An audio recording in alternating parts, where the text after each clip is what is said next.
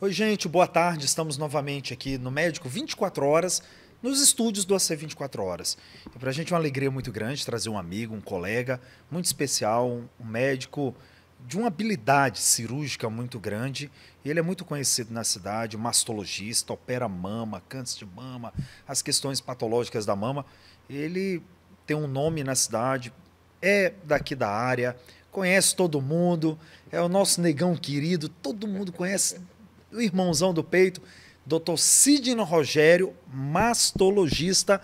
Seja muito bem-vindo, meu amigo, aqui Obrigado, meu irmão. ao Médico Como é que você 24 tá? Horas. Certinho. Sidney, o que pensou na tua cabeça lá atrás, na adolescência? Você médico. Olá, Fabrício, obrigado pelo convite.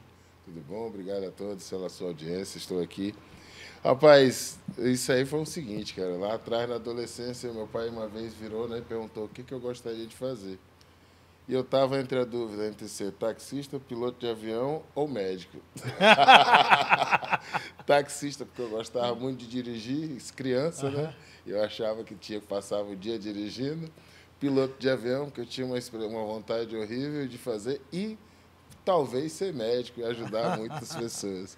No final das contas, acabei vendo que o taxista, quando eu evoluí, que eu passei de cabecinha de criança, já vi que não era naquele momento um bom momento para mim, que eu podia ter mais ainda. Aí fui ser piloto de avião. Só que não acredita, quando eu cheguei para fazer o alistamento, olha a cabeça, na época não tinha internet. Não tinha internet. Um cara que eu achava que para ser piloto de avião tinha que passar pela FAB. Então, na época do alistamento, eu fui fazer alistamento na aeronáutica, lá no Rio de Janeiro. E aí, quando cheguei lá, cheguei para fazer alistamento e tal, e vi que era a época de fazer o vestibular. E aí, eu primeiro fiz meu vestibular para depois pensar com isso. Eu comecei a fazer o vestibular para medicina, peguei gosto, esqueci o resto e fui ser E médico. focou na medicina. Coisa de Sidney, criança, né? Começou rapaz, assim. esse sonho. E você fez muita história, desde da parte clínica, quando você veio fazer cirurgia geral, né? Voltou, retornou ao Acre para ajudar a população. E trabalhou ali no pronto-socorro, eu te conheci ali no pronto-socorro, inclusive na sala vermelha, você é muito ativo. Assim, no pronto-socorro você sempre foi muito famoso. Aí lá vem o Sidney, né? Esse jeito imponente, voz, né, forte, uma grande liderança. Sidney, aí você inventou de fazer cirurgia, vou operar. Rapaz, a primeira coisa, né? O passo foi que eu vinha naquela época como clínico, eu estava naquela porção do tempo de saindo do recém-formado do Exército, né? Ah, você foi pro exército? Vim pelo Exército, inclusive, né? Eu fui para Santa Rosa do Purus, passei lá 62 dias e 8 horas na Santa Rosa do Purus. Trabalhando lá. Isso eu cheguei. Atendeu muita malária. Bastante. Isso eu cheguei lá em 2000. Rapaz, lá a primeira cirurgia que eu fiz lá foi tirar um pium do olho do motociclista. Pium de olho. A primeira cirurgia que eu fiz no estado. Então, e foi lá em Santa Rosa do Purus, que eu fui pelo Exército. Fui premiado por ir 8 dias de barco, a partir de Sena Madureira. Naquela época, a gente 8 dias. 8 dias de barco subindo, recém-formado, naquele gás no pique. E de Santa Rosa do Purus vim para Rio Branco, servi o Exército, comecei a trabalhar no pronto-socorro, né? E com essa aí surgiu a oportunidade na época de fazer a residência médica em Rio Branco, né? Fazer lá na Fundacre, na qual tive a oportunidade de passar e fazer meus 2 anos lá de residência médica em cirurgia geral na Fundacre e voltar para o pronto-socorro, né?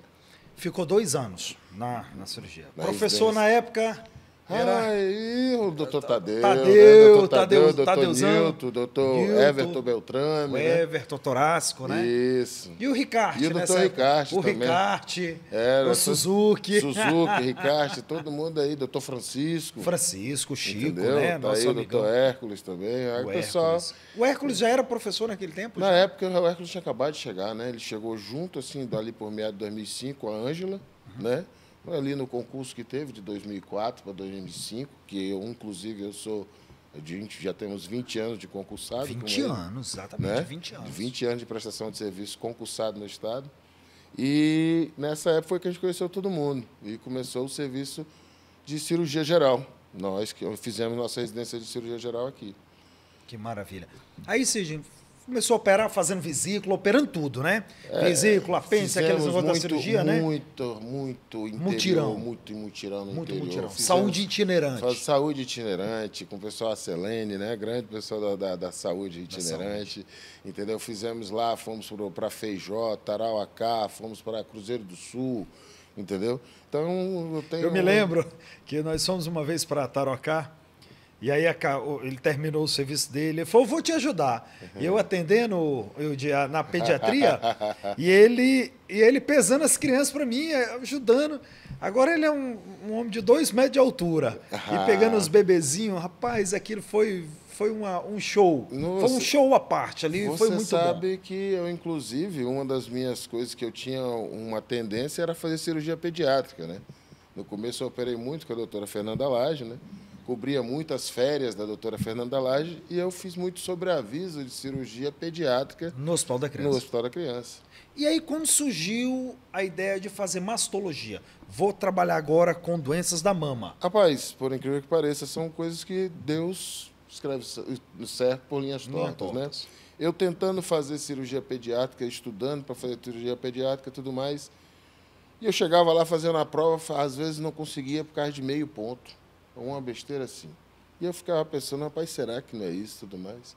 Nesse intervalo, que eu tenho minha esposa hoje, eu também esse tempo todo, mas a minha sogra, na época, a mãe da minha namorada, tinha o câncer de mama. Câncer de mama.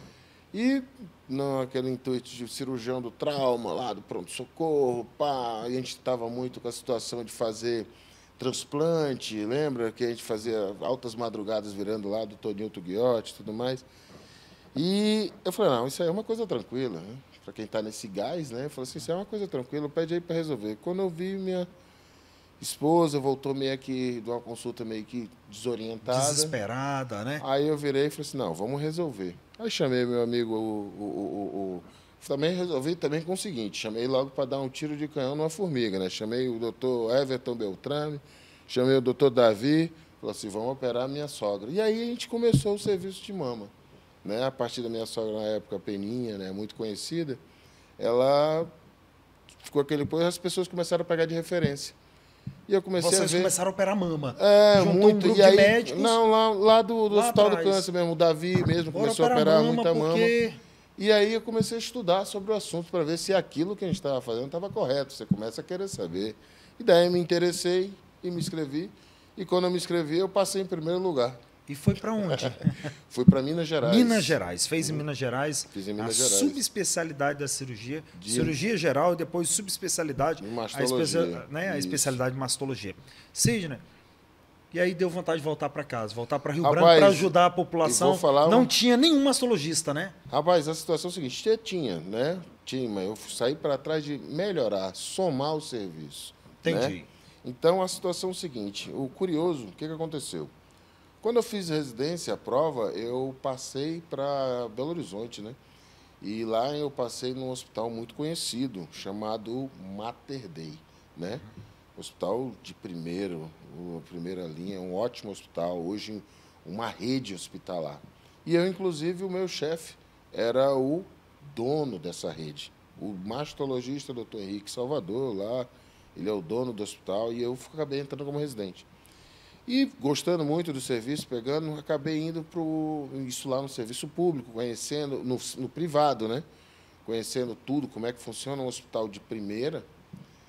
Quando eu fui passar no meu estágio no hospital público, aí a queda do sangue não deu certo, velho. Aí eu quis transferir, sair do hospital do Kiel de ponta para poder ir, tentava até mesmo. Mas tu vai sair do hospital que todo mundo quer entrar, para poder ir para o outro, eu falei assim, eu tenho um compromisso. Para onde eu vou, eu vou ter que trabalhar. Voltar para o Acre. A minha intenção é voltar. Mas você está aqui, tudo mais. Uma frase que eu peguei na época, que é o seguinte, aqui eu vou ser só mais um no rabo do leão. Lá eu posso ser a cabeça do gato. E aí eu vim embora para cá. Boa, aqui eu posso ser só mais um no rabo do leão. Justamente. E lá eu posso ser a cabeça do gato. Boa. Muito boa.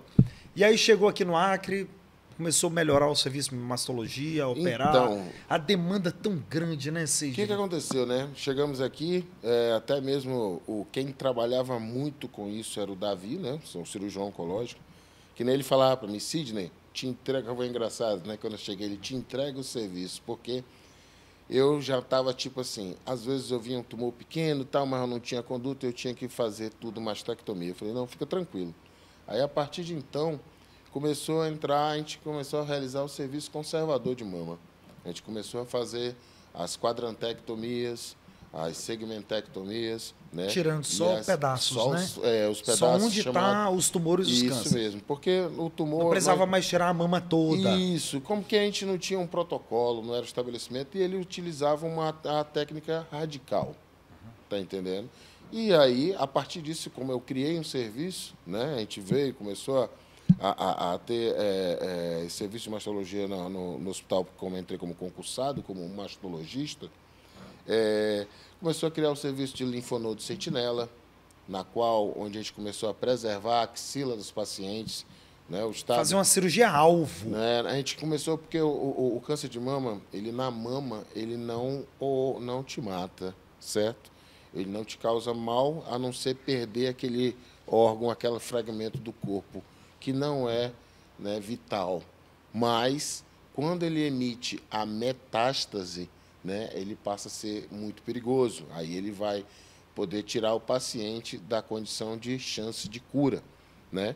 Então, e muitas vezes você começa a fazer essa investigação pela axila do paciente, né? Quando não tinha esse serviço, todas as pacientes eram submetidas a esvaziamento axilar, podendo evoluir uma grande maioria delas com um linfedema, um inchaço no braço. Matou muita gente o linfedema, né, Cid? O linfedema dá... Minha avó morreu disso. Eu sei, é muito chato, angustiante, mas o linfedema da mama, ele é um linfedema mais localizado no braço, podendo tornar a paciente realmente uma deficiente física, porque ele vai influenciar na sensibilidade do braço, vai influenciar na força, vai influenciar em paciente poder estar muito mais susceptível a ter uma erisipela, por exemplo, por uma simples picada de mosquito ou uma arranhadura de gato, entendeu?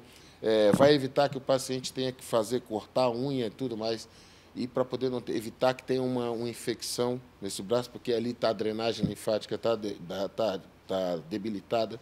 Então, isso, por exemplo, foi uma das coisas que a gente... Hoje a cirurgia, então, de mama está preservando tudo isso? Tudo isso parte a gente linfática, pesa, sim, tudo. a parte linfática e também a estrutural da mama. Quando é possível, a gente tem sempre que fazer o seguinte, quando a gente vai fazer uma avaliação... Manter o mais estético possível. A gente tem que lembrar o seguinte, né? A gente tem que lembrar o desenho de uma sombra. Uma sombra, quando você vê, a gente faz o desenho de um homem ou de uma mulher, a gente tem que desenhar um contorno. A gente não está dizendo se é bonito ou feio. A gente está dizendo um contorno para a gente entender se é um homem ou uma mulher. Está entendendo? Entendi. Então, a estética corporal tem que ser preservada. Entendeu? Muitas vezes, a gente fala que, às vezes, uma paciente pode melhorar até a estética da mama, utilizando fórmulas ou táticas cirúrgicas que a gente vai utilizar para poder ser mais seguro até na cirurgia. A cirurgia oncoplástica, a gente consegue fazer rotação de retalhos e tudo mais, na qual dão até uma melhora da estética da mama, se você comparar ao outro lado. E muitas vezes você tem que simetrizar e tentar deixar os mais próximos possível. Sidney, já tem pergunta aqui do internauta, né? Então, aí vocês montaram esse sistema de tratamento da mama. O principal são os tumores, câncer, né? Sim, claro. Câncer de mama, Sim. que é uma taxa de mortalidade enorme na mulher. Hoje, né? é o câncer número 1 É da o mulher. número 1 da mulher, né? Sim. Chega a ser o número 1 do planeta? É o principal câncer hoje? Em todo mundo. E quais são os tipos de câncer câncer de mama? Adenocarcinoma? O mais comum que você vê no dia a dia? É o chamado ductal invasor. É o ductal invasor. É o que mais de 90% é isso. Mais de 90%. Ele hoje, na quimioterapia, na radioterapia, sem ele ter metástase, a cura dele, como é que está o sucesso de cura? Vamos lá. Não, então, a primeira coisa, lembrar que para ter o sucesso na cura do câncer é primordial a detecção precoce da lesão. Ótimo. Isso. Ótimo, ótimo. Não esperar, viu, sentiu alguma coisa. Ah, não, isso vai esperar, vai aguardar. Daqui vai... 6 meses eu Daqui olho. a 6 meses eu olho. 6 meses é tempo de ouro no câncer. Já deu metástase no A cada corpo, né? 6 meses, a gente pode dizer que muda o estágio de câncer se deixar ele evoluindo sozinho, entendeu? Então, uma lesão ela pode emitir metástases desde ser pequenininha ou grande, mas o tempo que ela está evoluindo vai ser primordial. Então, o segredo do tratamento hoje do câncer de mama é o diagnóstico precoce. Sim. A mulher sentiu alguma coisa, palpou, tocou, viu que tem algum nódulo, algum caroço na axila, na mama, sentiu algo diferente, sangrou na mama, começou a sair leite na mama, né? Começou um vermelhidão, né? Sintomas, Sidney, que a mulher tem que correr e ir atrás do matologista. Doutor Sidney, eu tô com um problema na mama. Aí que a mulher fala, tem que ela tem que ficar ligada? Aí eu vou falar aquela questão, vamos usar no pejorativo, tem que correr atrás, né? Porque já saiu atrás. Se ela tem 40 anos ou mais, ela já tem que correr atrás. Muito bem, meu amigo. Por quê? Porque ela entra, aos 40 anos, ela entra numa fase de rastreio. Então, não é só sentir. Não, você me falou uma coisa agora que mexeu aqui. Assim. Não é que eu estava falando assim, você sentiu alguma coisa na mama, tocou, palpou, sentiu, corre lá. Não, calma aí, ele já é atrás. Na verdade, você chegou a uma certa idade, você já tem que fazer os exames periódicos, já para não sentir nada, já ir tratando, já então, desde justamente já, né? isso. Perfeito. Uma das coisas assim que, quando eu estava na residência, na parte lá do hospital privado, que a gente tinha as entrevistas com os pacientes e tudo mais, uma coisa eu notei, que era o seguinte, tinha algumas pacientes antigas do meu chefe, né, que elas virassem e falassem assim, mas eu faço todos os anos com ele, como é que eu fui ter agora? Né? Coisa de 20 anos de acompanhamento, alguma coisa assim. Eu falei assim, é que você não sabe quando vai ter. A questão é que você acompanhando, você detecta no início. É mais difícil você ter um câncer avançado. Qual é a idade ideal para a mulher começar a fazer ultrassonografia, mamografia de mama? Dependendo da história de familiar. De familiar. Vamos lá. Tá, bora começar lá. com a história familiar, né? Apenas 5 a 10% dos cânceres têm um histórico familiar. Tá? O que é histórico familiar? É ser realmente uma lesão com mutação genética. Tá? As 95% são esporádicos, pacientes que nunca tiveram familiar, ninguém. Mas quem são as pessoas que têm um forte caráter genético? Pessoas que tiveram câncer de mama nas duas mamas, pessoas com câncer de mama jovem, abaixo de 35 anos, câncer de mama em homens. Oba, câncer de mama em homens. Em homens. Certo? A principal causa de câncer de mama em homens é genético? É a mesma, é esporádico. Tá. Só que numa fração bem menor. A cada 100 mulheres, um homem. Ou seja, 99 para 1. Então, Sidney, tem câncer de mama no homem também? Sim, todos os anos aqui eu atendo o paciente masculino. Com câncer na mama? Sim. A única diferença é que, por que o homem não faz? Que além de ser a incidência muito baixa, certo? Tivemos cerca de 170 óbitos no ano passado de câncer de mama no Brasil inteiro em homens. Tá? Por ser uma incidência muito baixa, ele é fácil de detecção. O homem, por ser uma mama muito pequena, ele sente você logo consegue um caroço logo ver um caroço, alguma retração do mamilo, alguma coisa diferente, que tende a procurar um médico. Seja sangramento na mama, a mulher começou a sangrar na mama, é um indício muito forte de câncer? Não, depende, né? Vamos lá, também não vamos levar ao estresse todo mundo. Por quê? Apenas 30 a 40% das biópsias são câncer, tá? Existem também lesões benignas da mama. Uma delas muito comum que pode levar ao sangramento é o papiloma mamário benigno, certo? Ou papilomatose florida de mamilo. Ele pode gerar um sangramento na região do mamilo, mas isso você só comprova com uma biópsia, tá? Existem lesões benignas também que cursam com sangramento, mas tem que ser comprovados com uma biópsia. Perfeito. Ultrassom hoje você usa muito no consultório. Eu mesmo sou prova disso. Você, na minha esposa, fez um procedimento, nós ficamos desesperados quando ela sentiu um nódulo. Eu fui lá, você rapidamente resolveu, já fui lá, puncionou, fez biópsia, tirou, né, assim, de uma praticidade. Eu fiquei impressionado como a técnica na mastologia avançou muito, né? Sim. E você usa muito o ultrassom guiado, né? Sim, hoje você faz o que a gente chama de procedimento estereotáxico, né? Fazer a estereotaxia. Por exemplo, existem nódulos que não são palpáveis, tá?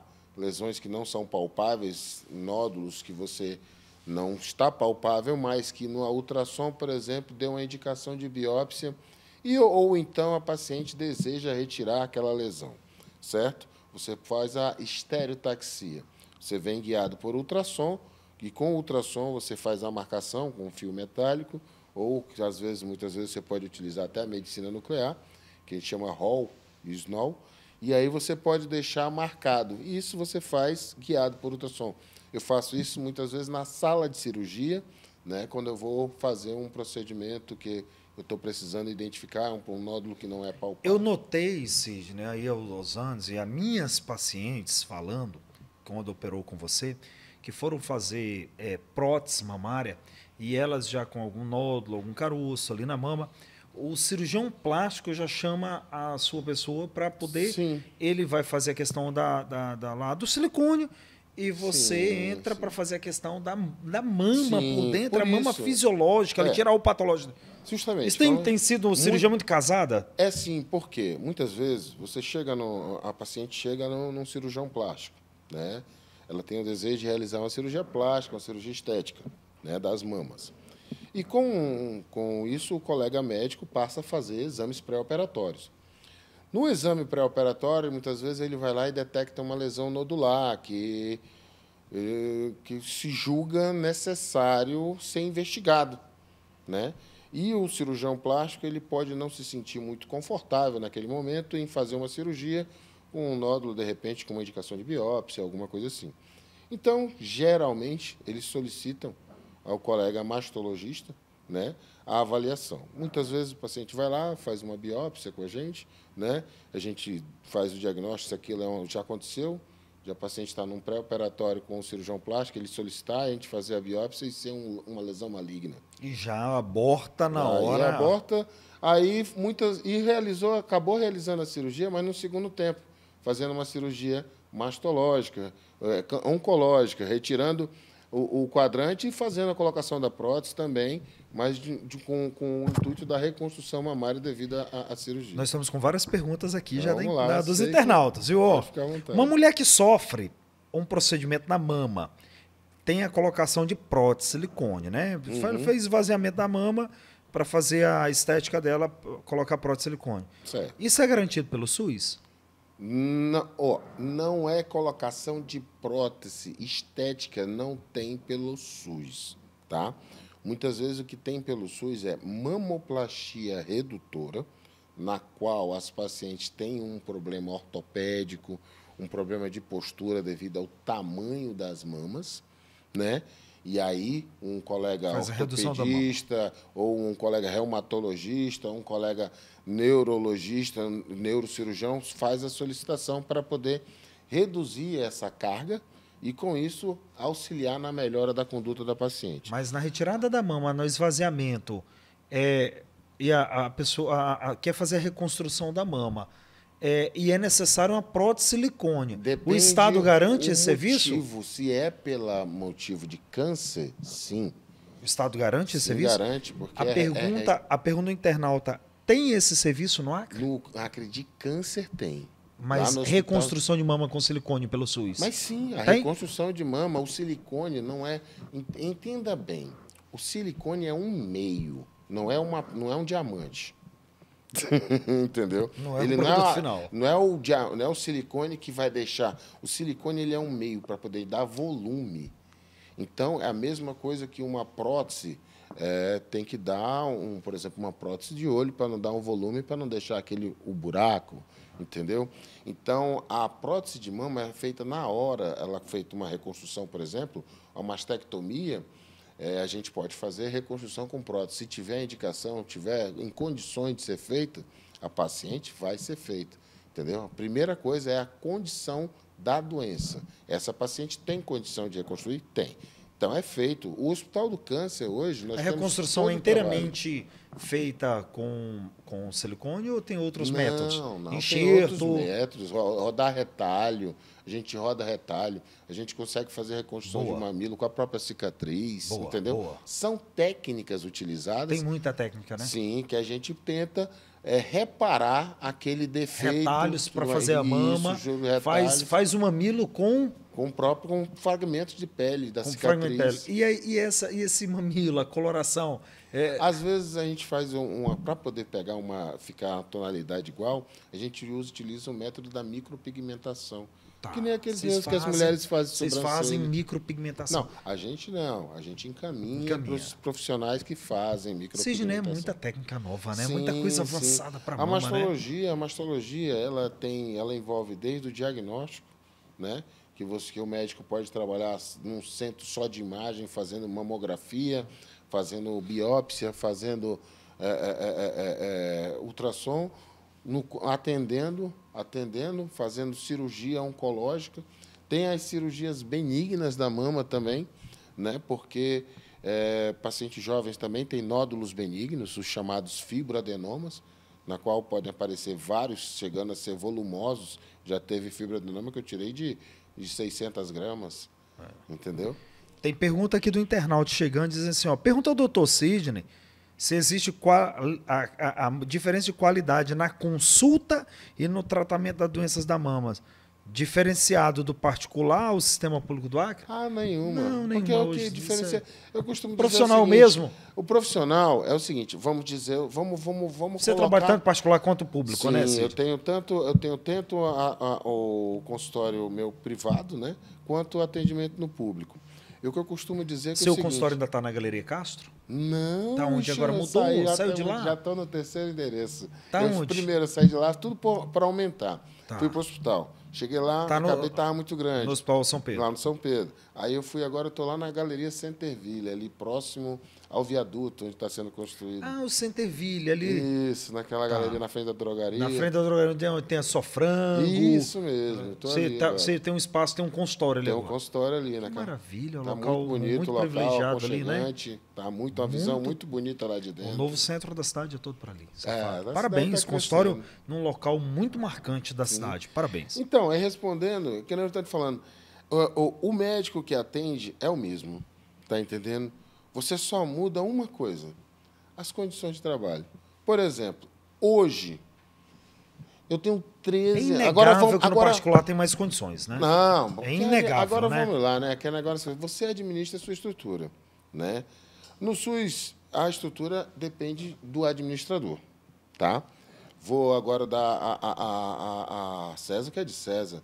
Eu estou lá desde 2013, no Hospital do Câncer, fazendo solicitações de próteses mamária para poder fazer as construções e tudo mais, desde essa época.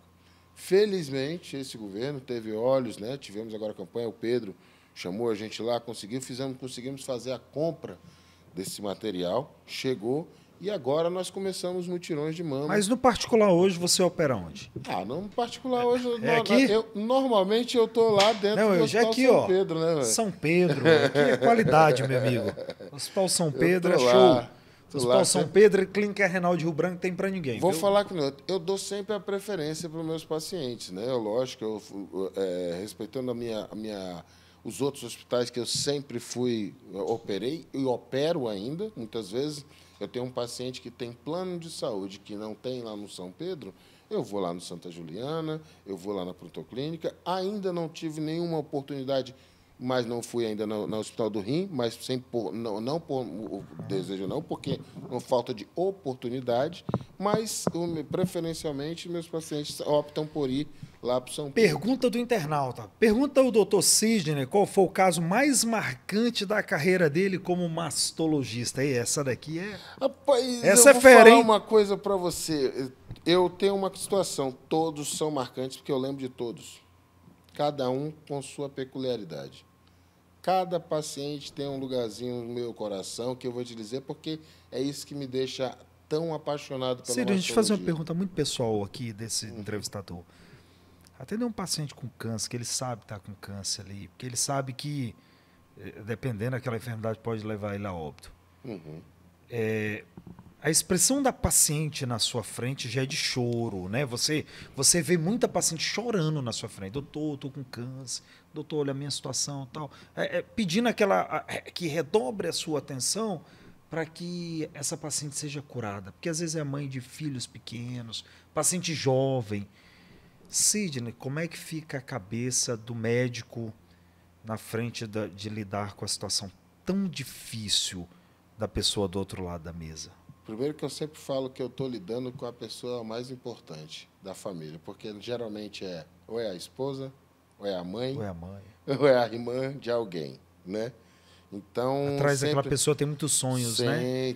Tem muitas pessoas. E assim, né? Vamos lá, aí eu vou te falar, tem de tudo, até o que vai influenciar até na idade. Tá entendendo? Tem pacientes que chegam para mim recentemente, minhas pacientes, eu falando assim, elas até vão saber quem são, porque são histórias pessoais, como ele disse. 77 anos, perdeu o marido, aí esses dias diagnóstico de câncer, vou morrer, doutor, vou morrer, doutor, vou morrer, doutor, vou morrer. Eu cheguei para ela e falei o seguinte, olha, eu entendo a sua frustração com a vida porque levou o seu marido, mas você está bem demais para poder essa doença nesse momento te levar. Isso é porque é uma pessoa que está com a idade avançada, com uma saudade eterna do seu marido que faleceu. Aí vem outra, recentemente, um paciente de 33 anos, isso é todos os dias, Fabrício.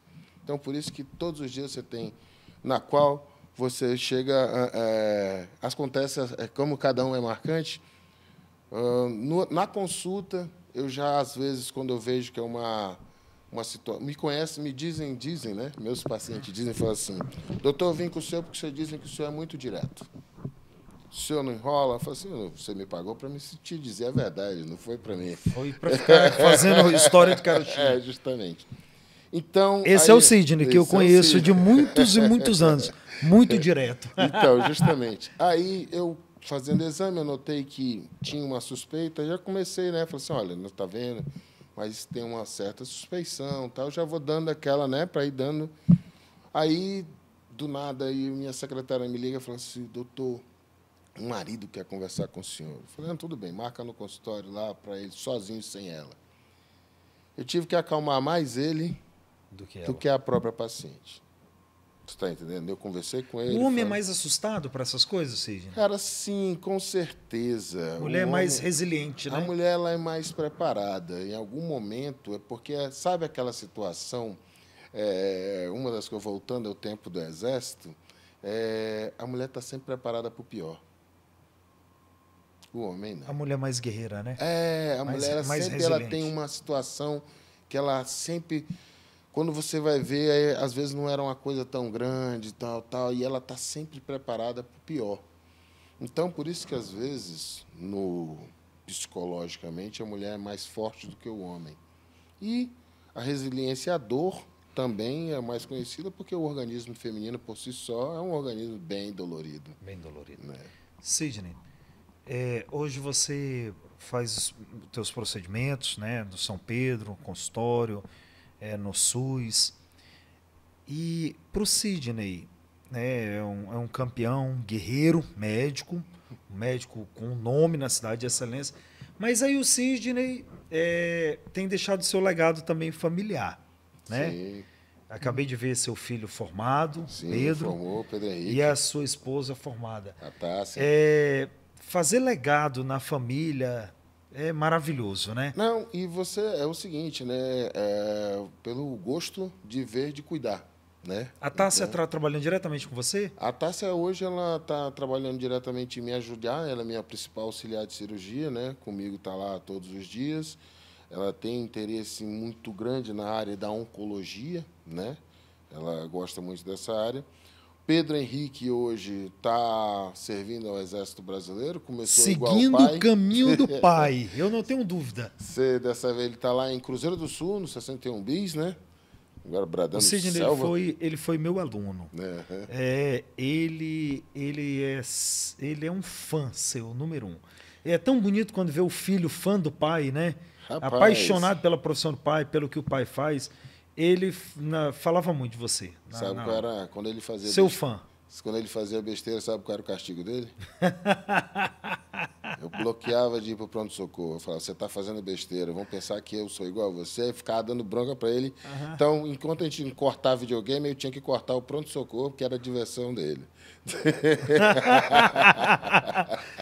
Ele saiu com a mão muito boa cirúrgica também. Ele está bem, Sidney, tá bem indicado. Quero te agradecer aqui pela sua presença aqui, te agradecer pela pessoa que você é, pelo amigo, pelo esse profissional de excelência que tem deixado história no estado do Acre.